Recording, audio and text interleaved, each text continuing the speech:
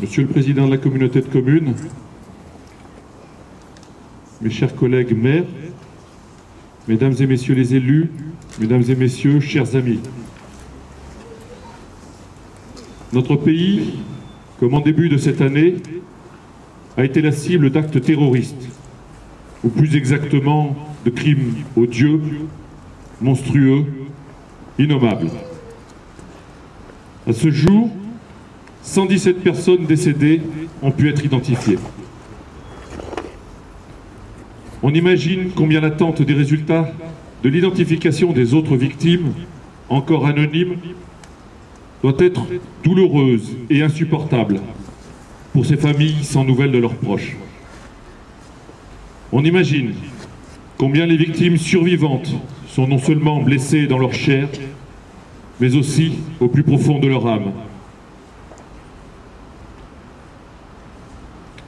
On imagine combien les témoins de cette scène souffrent des images atroces de sang versé, de cris et de larmes arrachés par d'infâmes souffrances qui seront gravées à jamais au plus profond de leur mémoire. Et on imagine ce soir combien la colère et l'indignation de tous les peuples s'est élevée au plus haut. Mais on n'imagine pas, non, on ne peut imaginer qu'il y ait une cause quelconque qui justifie de tels méfaits, de tels actes irresponsables, au mépris de la vie paisible de civils, hommes, femmes et enfants. Nous exprimons aussi ce soir notre soutien et notre solidarité à toutes ces victimes directes et indirectes de ces crimes. Nos pensées se portent naturellement vers les défunts, les victimes luttant encore entre la vie et la mort ce soir, mais aussi à leurs familles et leurs proches, tous aussi meurtris. Je souhaite que nous rendions hommage à toutes celles et ceux qui ont eu la réactivité de porter secours et assistance aux blessés, à celles et ceux qui nous protègent parfois au péril de leur vie, à celles et ceux aussi qui, dans un élan de générosité, sont allés donner leur sang. Et je vous invite aussi à contribuer à ce geste bénévole prochainement sur notre commune. Je souhaite également vous remercier tous d'avoir répondu à notre appel, ensemble, unis pour les valeurs de la République. Car nous devons et devrons toujours nous efforcer de rester ce que nous sommes, nous-mêmes, respectueux des fondements de la démocratie. Nous continuerons d'aller de l'avant et selon nos valeurs républicaines, liberté, égalité, fraternité, qui prennent encore plus de sens face à ces actes. Je salue votre présence, signe indéfectible de votre courage face à ces viles menaces.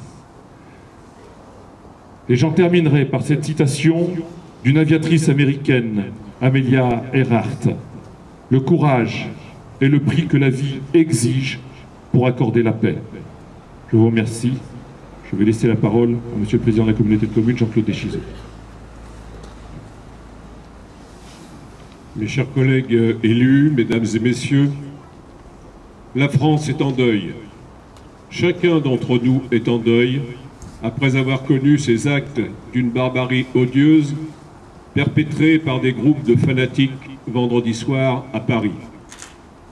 Ces séries d'assassinats inqualifiables génèrent en nous stupeur et colère. Nous sommes rassemblés ce soir pour exprimer différents messages. Tout d'abord, nos pensées vont bien sûr aux victimes de ces actes abjects. Notre compassion les accompagne dans cette épreuve. Mais nous sommes là aussi parce qu'il nous est apparu essentiel, à nous, élus de la République, de témoigner nos valeurs républicaines en proposant ce rassemblement citoyen. Notre devise nationale, liberté, égalité, fraternité, trouve ici tout son sens. Ensemble, restons unis et déterminés face à ces actes indignes de notre civilisation. La France, pays de liberté, doit rester fière des valeurs qui sont les siennes. La barbarie n'en fait pas partie. Nous devons la combattre de façon impitoyable. Nous ne pouvons plus accepter ces massacres gratuits sans réaction forte de nos dirigeants politiques. La détermination et le fanatisme des assassins qui font couler notre sang doivent savoir que nous faisons face dans une détermination tout aussi totale. C'est dans cet esprit de fierté républicaine que chacun d'entre nous doit se manifester pour faire entendre la voix d'une nation tout entière. Votre participation nombreuse ce soir témoigne de notre engagement collectif, du refus de la provocation et de l'atteinte à notre citoyenneté française, construite sur la liberté de vivre et de s'exprimer dans un pays démocratique.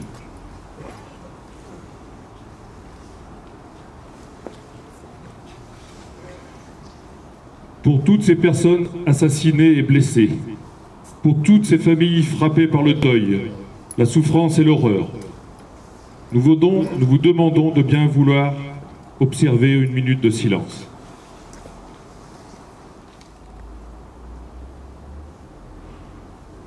Aux